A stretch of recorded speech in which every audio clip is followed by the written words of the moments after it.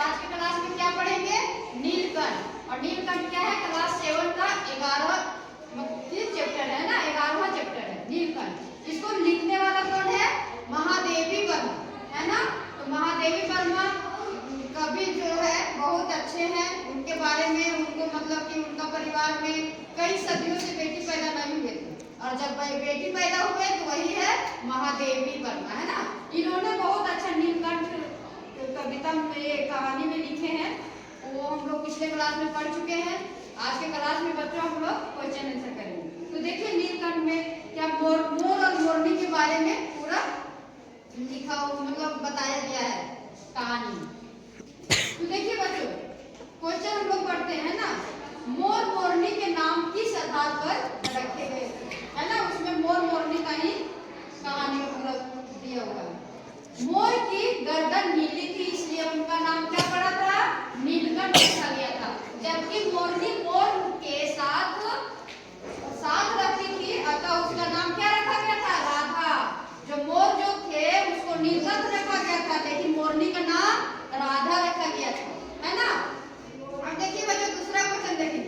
जाली के बड़े घर में पहुंचने पर मोर के बच्चों का किस प्रकार स्वागत हुआ था? जब उन लोगों को खरीद के लाया गया था मोर मोरनी को, उसके बाद इसको जहाँ पे सारे चिड़िया को रखा जाता था, पशु पंछी को, वहां पे जब इन लोगों को लेकर जाने लगा तो वहां पे इनको किस तरह स्वागत किया गया था वो हम लोग देखते हैं। जैसे नई दुल्हन होती है उसको जैसे स्वागत होता है, उसी तरह मोर मोरनी को वहां पे पहुंचाने के लिए उसका वैसा ही स्वागत किया गया था। देखिए कैसे किया गया था। जाली के बड़े घर में पहुंचने पर मोर के बच्चों का किस प्रकार स्वागत हुआ, है ना। देखिए मोर के शावकों को जब जाली के बड़े घर में पहुंचाया गया तो दोनों का स्वागत ऐसे किया गया जैसे नववधू के आगमन पर किया जाता। बोले ना कि जैसे नया कन्या होता है, वधू होता है, उसको स्वागत होता है ना, उसी तरह इन लोग को ले जाने पर स्वागत किया गया था। लक्का कबूतर क्या किए? कबूतर नाश्ता छोड़ उनके चारों ओर घूम कर गुटुर करने लगा। बड़े खरगोश गंभीर भाव से कतार बैठकर उन्हें देखने लगे थे और छोटे कबूतर उछल कूद मचाने लगे थे, है ना। और तोते एक आंख बंद करके उन्हें देखने लगे थे। इनको मोर और मोरनी को जब वहां पे ले जाया गया था जहाँ सारे पशु पंछी रहते थे। अब तीसरा क्वेश्चन देखते हैं बच्चों। लेखिका को नीलकंठ की कौन कौन सी चेष्टाएं बहुत भाती थी, है ना। नीलकंठ देखने में बहुत सुंदर था। नीलकंठ कैसा था? बहुत सुंदर था।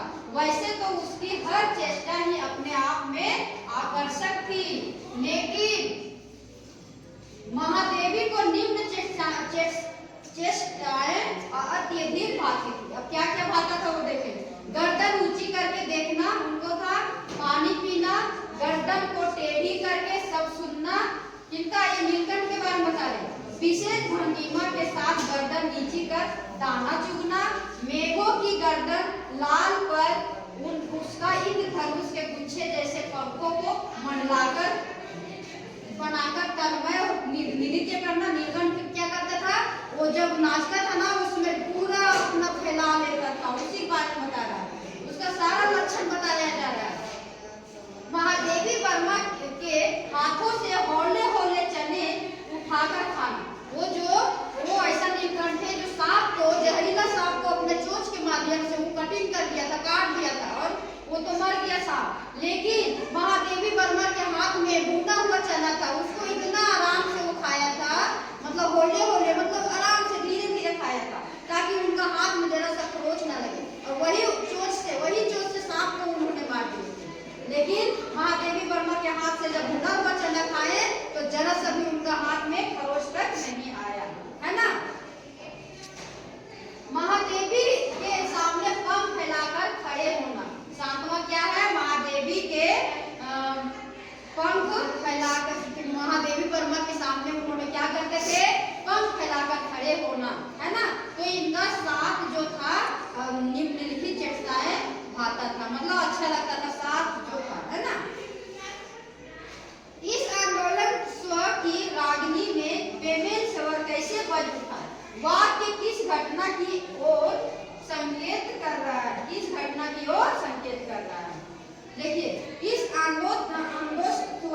में कि रागिनी ने बेमेल स्वर कैसे बज उठा। यह वाक्य उस घटना की ओर संकेत कर रहा है जब लेखिका ने बड़े मियाँ से एक अधमरी मोरनी खरीदी और उसे घर ले गई। उसका नाम कुब्जा रखा गया था, है ना। अधमरा मोरनी का नाम क्या रखा गया था? कुब्जा रखा गया था। उसे नीलकंठ और राधा का साथ रहना भाता था, नहीं भाता था। मतलब नीलकंठ को राधा के साथ रहना पसंद नहीं था, लेकिन राधा को नीलकंठ के साथ रहना बहुत भाता था, क्योंकि बहुत भाता था मतलब बहुत अच्छा लगता था, है ना। वह नीलकंठ से के पास रहना चाहती थी, लेकिन नीलकंठ राधा से दूर भागता था। नीलकंठ क्या था? राधा से दूर भागता था। ये राधा जो थी नीलकंठ से बहुत प्रेम करती थी, लेकिन नीलकंठ राधा से प्रेम नहीं करता था। कुब्जा ने राधा के अंडे तोड़कर बिखेर दिए। कुब्जा ने नीलकंठ के शांतिपूर्ण जीवन में ऐसा कोलाहल मचाया कि बेचारे नीलकंठ का अंत हो गया। बेचारा वो इतना थोड़ा सा उत्पात था, मतलब या वो लास्ट में वो मर गया नीलकंठ, है ना। लेकिन राधा उससे बहुत प्रेम करती थी। राधा जो मोरनी का नाम राधा था, है ना, और नीलकंठ जो मोर था वो उससे दूर भागता था हमेशा। अब 5वां क्वेश्चन देखते हैं। बसंत ऋतु में नीलकंठ के लिए जाली घर में बंद रहना असहनीय क्यों हो जाता था, है ना। जाली घर में रहना असहनीय क्यों हो जाता था? जब उत्तर देखिए, जब बसंत ऋतु में जब आम के वृक्ष सुनहली मंजरियों से लद जाते थे और अशोक के वृक्ष नए पत्तों में बग जाते थे। अशोक के वृक्ष क्या है? नए पत्तों में बग जाना, आ जाना। तब नीलकंठ जाली घर के अस्थिर हो जाता था। वह बसंत ऋतु में किसी घर में बंदी होकर नहीं रह सकता था। किसी घर में वो बंदी होकर नहीं रह सकता था। उसे पुष्पित और पल्लवित वृक्ष भाते थे, जब उसे बाहर छोड़ देना पड़ता था। क्या भाता था उनको? उसे पुष्पित मतलब फूल वाला और पल्लवित वृक्ष भाते थे, तब उसे बाहर छोड़ देना पड़ता था। तो बच्चों, ये नीलकंठ का पूरा क्वेश्चन आंसर हम विस्तार पूर्वक बता दिए हैं। बस गहराई से इसको पढ़ लेना बच्चों। आप लोग को एग्जाम में ज्यादा रटना नहीं पड़ेगा, बस एक बार ध्यान से पढ़ना है बच्चों। आपको आराम से क्वेश्चन आंसर कर सकते हैं। मुझे नहीं लगता है क्वेश्चन आंसर करने में किसी तरह समस्या का सामना करना पड़ेगा। ठीक है बच्चों, ओके बाय, थैंक यू।